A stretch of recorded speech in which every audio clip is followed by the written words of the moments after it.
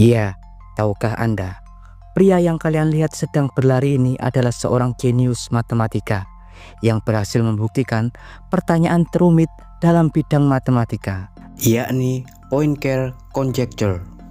Asal Anda tahu, pada tahun 2000 lalu, lebih dari 100 tokoh matematikawan dunia berkumpul di Paris, Prancis, di acara yang dibuat oleh Clay Mathematics Institute, di mana mereka menyeleksi dan mengidentifikasi masalah-masalah utama dalam matematika yang paling rumit dan belum pernah ditemukan solusinya.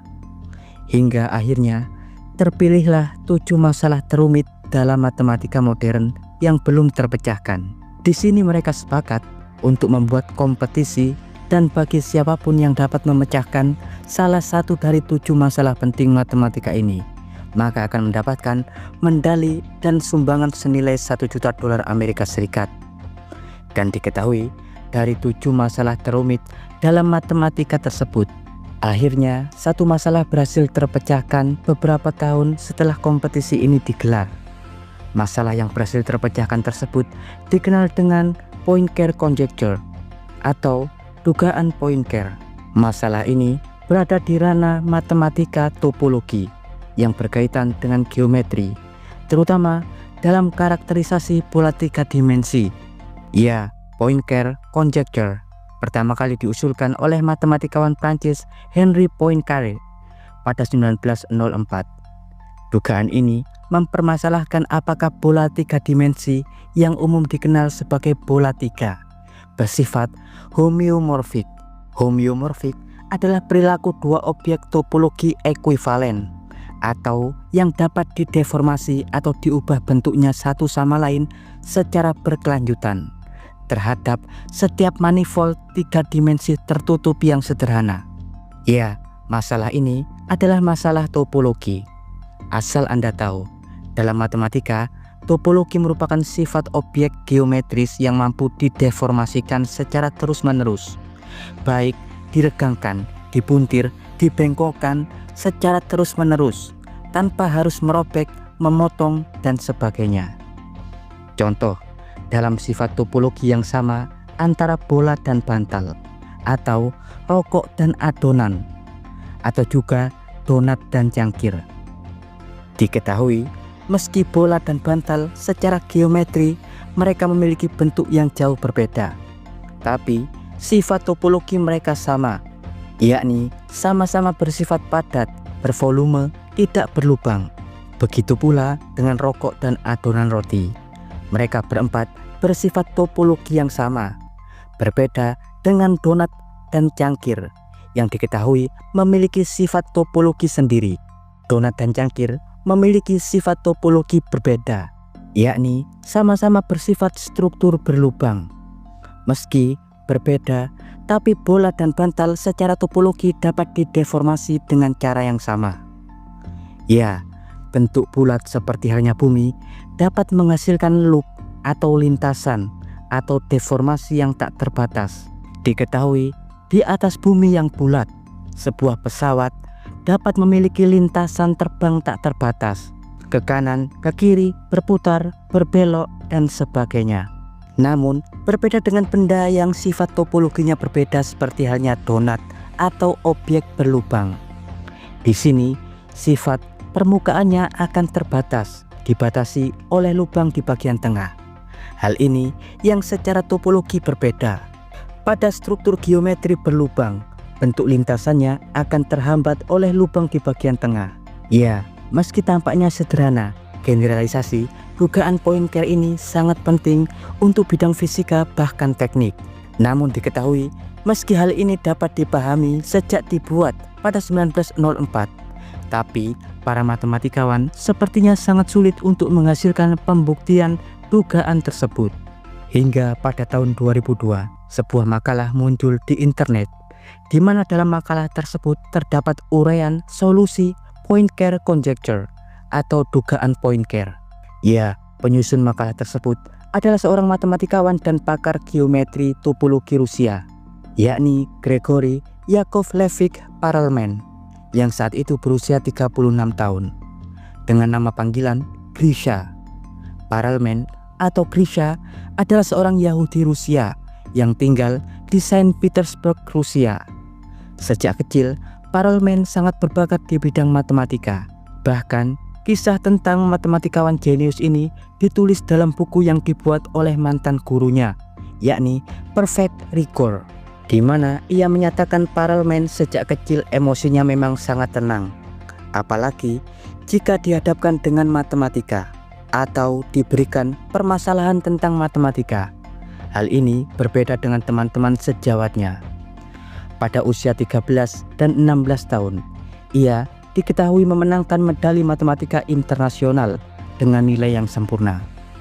Meski di era Soviet, pemerintah sangat selektif dan mengutamakan etnik Slavik atau etnis Rusia asli. Tapi karena keunggulannya, Perelman yang seorang Yahudi Rusia akhirnya mendapatkan tempat di komunitas matematika. Bahkan ia berhasil diterima di Universitas Saint Petersburg yang terkenal diskriminatif terhadap etnik Yahudi. Sebelum akhirnya ia menyelesaikan S2-nya di Institut Matematikawan Stiklov, Rusia. Barulah saat Soviet runtuh di era 90-an dan Rusia mulai membuka diri.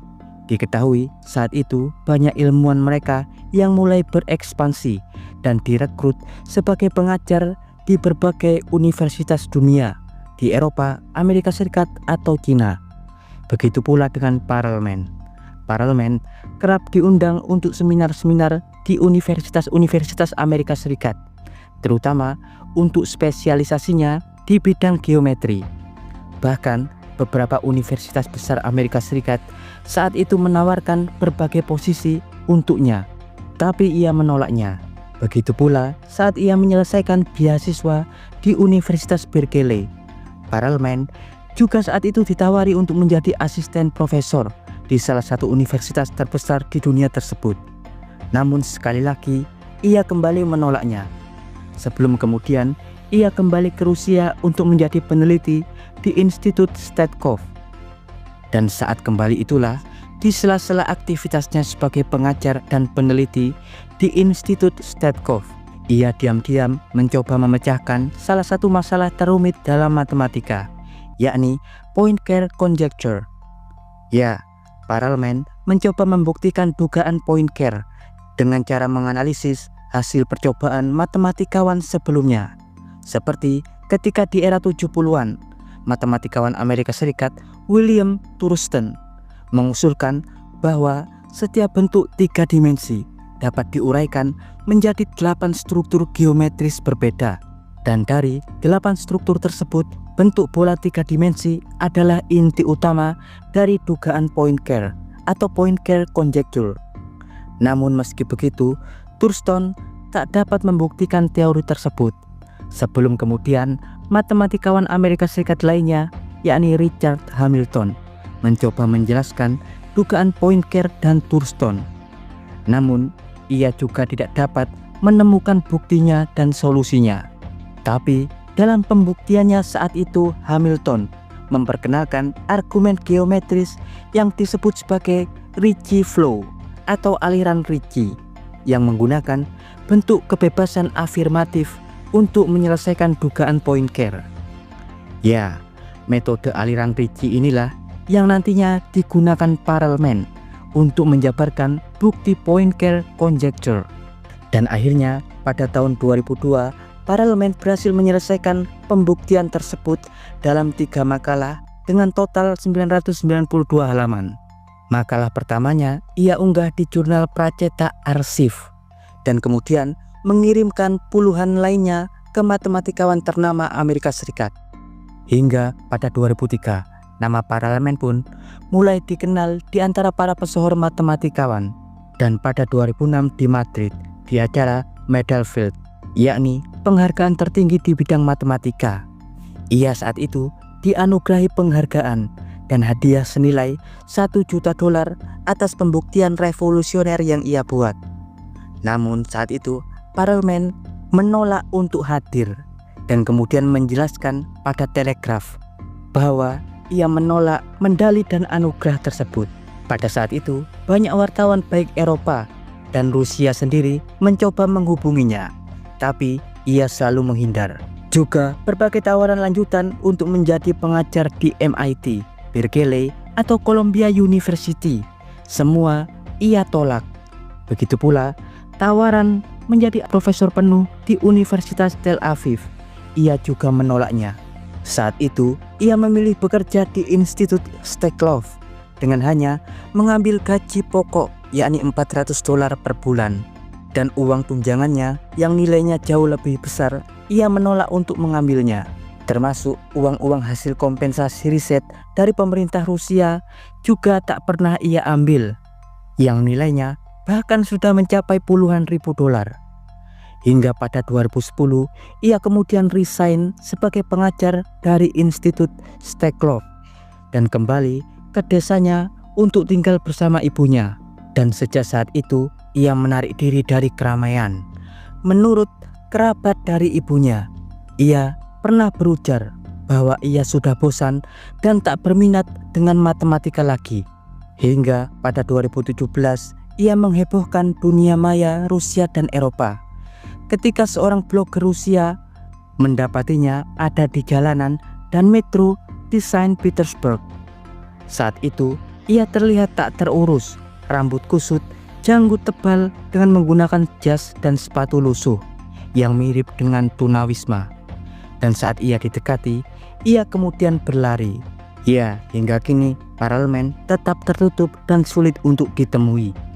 Mungkin seandainya kalian bertemu dengannya, pasti kalian takkan menyangka bahwa dia adalah salah satu matematikawan modern terbaik di dunia. Jangan lupa like, subscribe, dan tekan tombol lonceng di channel Profesor Kardus. Tak berijazah, tapi jenius. Profesor Kardus dari Universitas Saint Petersburg mengabarkan